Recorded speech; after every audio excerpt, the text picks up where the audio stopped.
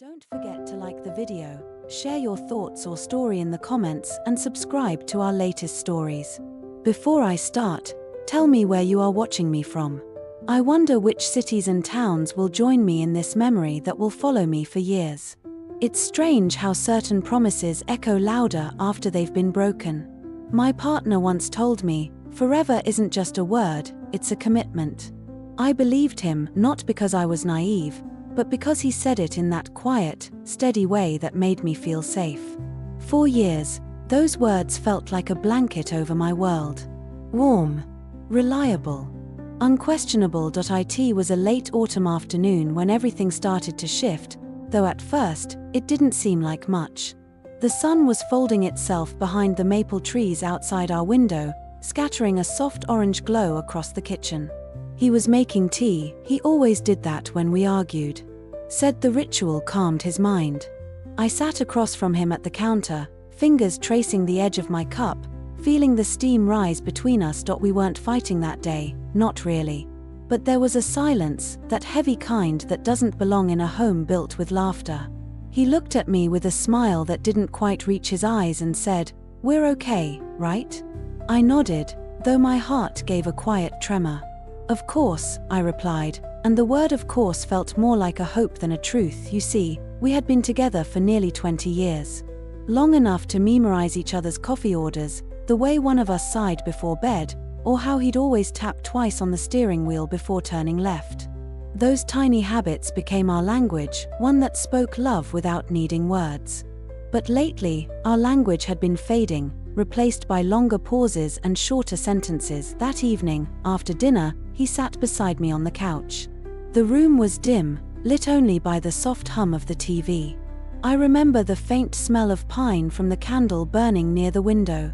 He reached for my hand, and for a brief second, I thought everything was fine again.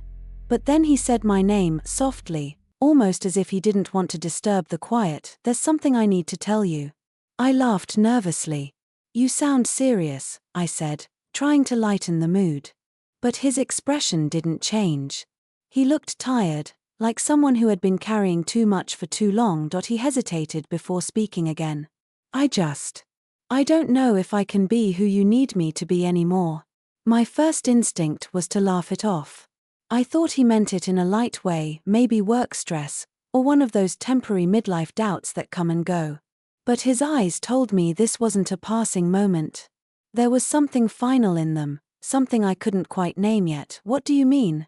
I asked, and even though I tried to sound calm, I could hear my heartbeat in my ears. He rubbed his hands together, eyes on the floor. "You've always given so much.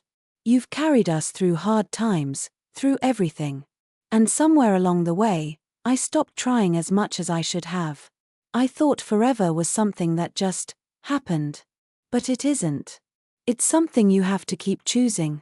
And lately, I haven't felt like I'm choosing it the way you deserve." The words hung in the air, sharp and fragile all at once. I didn't know what to say. There was no anger, no shouting, just a deep, aching confusion. "So you're saying you don't love me anymore?" He shook his head quickly. "No, I do. I love you. But love alone doesn't feel like enough right now." I remember standing up, walking to the window, and staring out at the streetlights. They flickered in the distance, soft halos in the evening fog. I tried to collect my thoughts, to find something solid to hold on to. But everything inside me felt like water shifting, slipping through my fingers. When I turned back, he was still sitting there, his hands clasped together like he was praying. "We said forever," I whispered. He nodded. "We did. Then why are you giving up on it?" His eyes met mine, and in that moment, I realized that he wasn't trying to hurt me. He was just lost, maybe in the same way I had been once, years ago, when life felt too big and too uncertain. He stood up and came closer, close enough that I could see the tiny lines near his eyes, the ones that only appeared when he smiled. "I'm not trying to leave you," he said quietly. "I'm trying to find myself before I lose both of us." I didn't cry right away. I just stood there, watching him, listening to the clock tick behind us. It wasn't a goodbye, not yet, but it was something that sounded dangerously close to it. Later that night, after he went to bed, I stayed awake in the living room. The candle had burned down to a pool of wax. I sat on the couch, staring at the faint shadow of the teacups still sitting in the sink. The promise of forever echoed again in my head, not as comfort this time, but as a question. Maybe forever isn't always meant to mean eternity. Maybe it means as long as we can. That thought didn't make the pain go away, but it softened it just enough for me to breathe again. I remember whispering into the quiet room, "We'll see where this goes." And I didn't know then, not yet, how much those words would come to mean in the days that followed. The morning after that conversation, everything felt slightly out of place, like my world had tilted, just enough that I couldn't stand straight anymore. The sunlight through the kitchen window looked the same, but it didn't feel the same. The coffee tasted bitter. Even the dog seemed quieter, following me around with that nervous curiosity animals have when they sense something wrong. He left early for work, closing the door softly behind him. That sound, the door clicking shut, stayed in my ears long after he was gone. I stood there in my robe, staring at the empty hallway, wondering if that's how it would feel one day when he left for good. I went about my day pretending everything was normal. It's strange how good we become at pretending. I answered emails, folded laundry, even called my sister just to hear a familiar voice. I didn't tell her anything. I couldn't. Saying it out loud would have made it real. Around noon, I sat by the window with my notebook. I used to write in it often grocery lists, little thoughts, sometimes even dreams. But lately, the pages had been blank. I wrote down one question: when does love start feeling like a memory instead of a promise? I stared at those words for a long time. Then I closed the book. That evening, when he came home, he looked tired again. There was something about his posture, shoulders slightly slumped, like he'd been carrying the weight of too many unspoken words all day. "Hey," I said softly, meeting him at the door. He smiled, a gentle, tired smile. "Hey." We stood there, both unsure of what to do next. Finally, I took his coat, hung it up, and said, "Dinner's ready." I'd made chicken soup, simple, familiar. The kind of comfort that doesn't fix anything but reminds you that you're still cared for. We sat in silence for a while. The clinking of spoons was the only sound between us. Eventually, he said, "I've been thinking about what I said yesterday." I looked up but didn't speak. "I don't want to hurt you," he continued, his voice low. "But I also don't want to keep pretending I'm okay when I'm not." Something inside me tightened.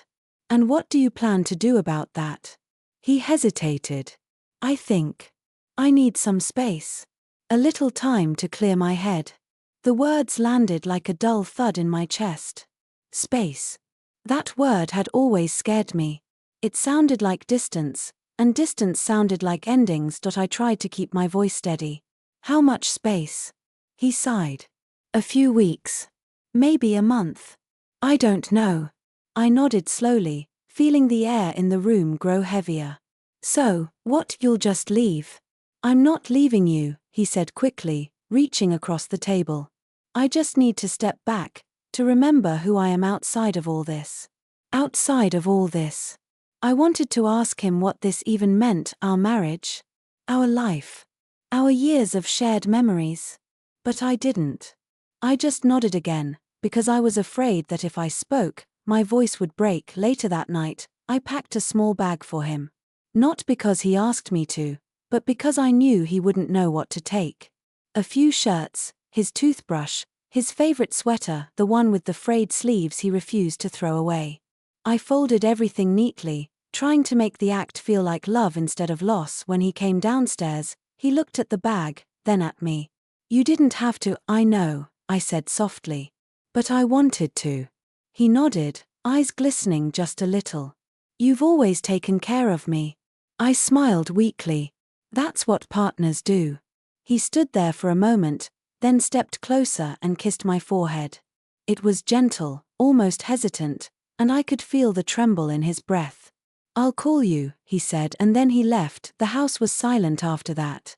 Even the ticking clock sounded louder, almost mocking. I walked through each room, touching the things we'd chosen together, the framed photos, the coffee table with the little scratch from when we moved in. Everything suddenly felt too big, too empty. That night, I couldn't sleep. I lay awake staring at the ceiling, thinking about how love can shift so quietly that you don't even notice until it's standing at the door with a suitcase. I got up around 2 a.m. and made myself tea, just like he used to. I sat by the kitchen window, watching the dark street outside. The moonlight caught the reflection of my face in the glass, tired eyes, soft wrinkles. The faintest trace of hope I didn't want to admit was still there. I whispered to the night, "He'll come back." But the silence that answered me didn't promise anything. Still, somewhere deep down, I felt that this wasn't the end. Not yet. There was more to this story, something I couldn't see clearly yet, but it was there, waiting, and as I sat there in that quiet kitchen, the candlelight flickering over the teacups again, I realized that maybe forever isn't something you're given. Maybe it's something you keep rebuilding, even when it feels impossible. The first few days after he left were quiet in a way I didn't know how to handle. It wasn't the kind of quiet that feels peaceful, it was the kind that fills every corner of the room, pressing against you, making you aware of every sound that isn't there. No footsteps on the stairs. No keys on the counter. No low hum of his voice on the phone in the next room. I tried to keep busy. I cleaned the house, though it was already spotless. I watered the plants, reorganized the kitchen cabinets, and found myself checking my phone every few minutes even though I knew he wouldn't call yet. He said he needed space, and I promised not to chase him. That was harder than I expected. By the end of the first week, I started going for walks in the evenings. The air had grown cooler, and the maple trees that lined our street were losing their leaves. I'd walk slowly, listening to the crunch beneath my shoes, pretending he was walking beside me the way he used to. Sometimes I'd even talk out loud, quietly, just to fill the silence. One evening, I passed the little cafe we used to go to on Saturdays. Through the window, I could see the same barista still working there, the same little chalkboard sign with the misspelled cappuccino. I almost went in, but my chest tightened at the thought of sitting alone at our table. So I kept walking. When I got home, there was a message waiting on my phone. His name. My heart jumped before I even opened it. It was short. "Hey. Just wanted to let you know I'm okay. Hope you are too." That was all. I stared at the words for a long time, trying to read between them. Was it guilt? Habit? Or something softer, like care? I typed a reply 3 times before deleting each one. Finally, I just wrote, "I'm okay. Take care of yourself." Then I set the phone down and went to bed. The next morning, I woke up early and sat on the porch with my coffee. The sunrise painted the sky in gold and peach, and for a brief moment, I felt calm. I realized I hadn't felt calm in months, not even before he left. Maybe that was part of the problem. We'd both been so busy holding our marriage together that we forgot how to just be in it. That afternoon, my friend Marcy came by unannounced. She's one of those people who never waits to be invited when she knows something's wrong. She brought a pie and a look that said she wasn't leaving until I talked, so, she said, sitting at my table like she owned the place, "How are you really?" I smiled faintly. "I've been better." She gave me that look, the one that means, "Don't sugarcoat it." I sighed. He needed time. I'm giving it to him. Time for what? She asked, slicing the pie as if it were symbolic surgery. To think. To figure himself out. Marcy raised an eyebrow. "And what about you? What are you figuring out?" That question stayed with me long after she left. I realized I hadn't asked myself that yet. I'd been so focused on what he needed, what he wanted, what he was feeling, that I hadn't considered what I was feeling, or what I wanted from all of this. That night, I took out my old notebook again.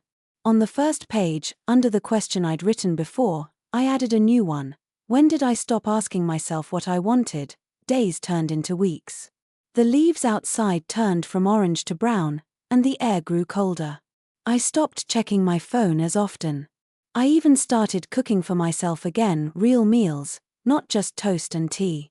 I found myself humming while doing dishes, little tunes that used to fill our home. It felt strange at first, almost like I was betraying him by feeling lighter. But then I realized. I wasn't betraying anyone. I was just learning how to breathe on my own again. Then, one Sunday morning, I heard the sound of a car in the driveway. My heart knew before my eyes did. It was him. He stood by the car for a moment, hands in his pockets, looking unsure. When I opened the door, he gave me a small, hesitant smile. Hey. Hey, I said softly. He looked tired but different, calmer, maybe. His eyes searched mine for a sign of anger, but I didn't have any left to give. Just a quiet kind of understanding. Can I come in? He asked. I nodded and stepped aside. The familiar sound of his footsteps on the floor made my chest ache. We sat at the kitchen table, the same one where we'd shared so many silent dinners before. He glanced at the candle by the window, the same one I'd lit the night he left. You still light that? He asked. Sometimes, I said. It helps me think. He nodded slowly. I did a lot of thinking, too. I waited, not pushing. He took a deep breath. You were right that night. I was giving up. Not just on us, but on myself. I thought I'd lost something inside me, and I blamed the routine, the years, even you. But it wasn't that. I just forgot how to show up. The words caught me off guard, not because they were perfect, but because they were honest. I hadn't realized how much I needed honesty more than promises. I'm not asking you to forget what happened, he said quietly. But if you still believe there's something left, I'd like to try again. Slowly. The right way this time. I looked at him, really looked at him. The man who once promised forever. The man who broke it.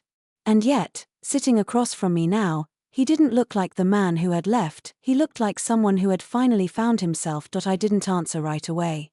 I just nodded, feeling the weight of it all, past and present, settling between us like soft dust in the morning light. I don't know what forever means anymore, I said at last. But maybe we can start with today. He smiled, and for the first time in months, it reached his eyes. And there, in the quiet warmth of our kitchen, with the candle flickering between us, I realized that maybe forever isn't something you promise once. It's something you rebuild, piece by piece, every day you choose to stay. The days after his return were gentle but uncertain, like walking barefoot on unfamiliar ground. Every step felt both fragile and brave. He moved back into the house quietly, without ceremony, carrying only a small bag and that same sweater I'd packed for him weeks ago. I remember watching him place it over the chair, the same way he used to, and feeling something shift inside me. We didn't talk much that first evening. We didn't need to. The silence wasn't heavy anymore, it was tender, like the pause between breaths. He made us tea, his old habit returning as naturally as if it had been waiting. I sat across from him, hands wrapped around the warm mug, studying the faint lines on his face. There was something new in his eyes. Humility, maybe. Or gratitude. He said, it feels strange being home. I smiled softly. It's still your home. He looked down at his cup, then back at me. Thank you for letting it be. That night, I lay awake listening to the rhythm of his breathing beside me. It was slow, even, familiar. And yet, something about it felt different, like we had both become new versions of ourselves while apart. I realized then that sometimes love doesn't grow in the same room, it grows in the space between two hearts learning how to miss each other. The next morning, we went for a walk together. The neighborhood looked the same, but it felt changed somehow, maybe because we were changed. The trees were bare now, their leaves scattered along the path like reminders of what had been shed. He reached for my hand as we walked, hesitantly at first, like he wasn't sure if I'd let him. I did. We walked in silence for a while before he said, I kept thinking about what forever means. I turned to him. And he exhaled, smiling faintly. I used to think it meant never leaving. Now I think it means always coming back with an open heart. Those words stayed with me. They weren't grand or poetic, but they were true. And truth, I was beginning to learn, mattered more than perfection. Over the next weeks, we rebuilt slowly. Not through promises, but through small moments, washing dishes together, reading quietly in the same room, laughing over burned toast.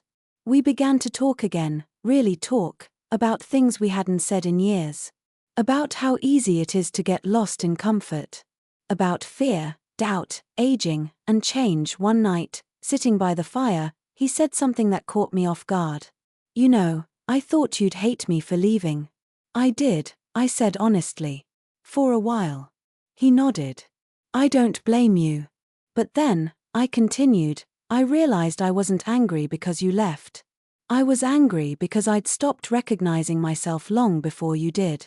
When you walked out, it forced me to see that. He reached over and took my hand. So maybe we both left for a while. I smiled. Maybe we did. There was peace in that truth. Not the kind that forgets, but the kind that forgives. Winter came quietly. Snow covered the porch, the trees, even the little garden where we'd once planted tulips. We spent those months rediscovering how to be together, not as who we were before, but as who we'd become. One evening, as we sat watching the snow fall through the window, he said, "You know, I still believe in forever." I looked at him, half smiling. Even after everything? He nodded. Especially after everything. Because forever isn't about never breaking, it's about choosing to heal, even when it's hard. I didn't answer right away. I just leaned my head against his shoulder, feeling the warmth of the moment. The house was quiet except for the crackling fire. Outside, the world was covered in white, clean and still, like a blank page waiting to be written again, and for the first time in a long time, I didn't fear the blankness. I realized that the promise of forever was never about time.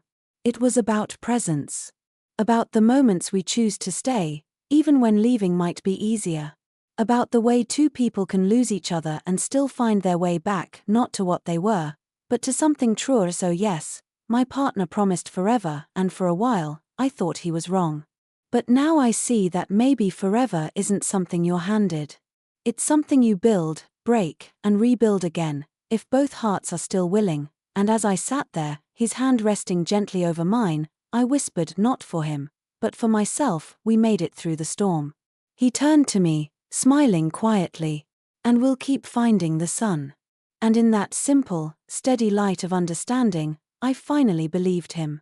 Not because he promised forever again, but because, this time, I could feel it.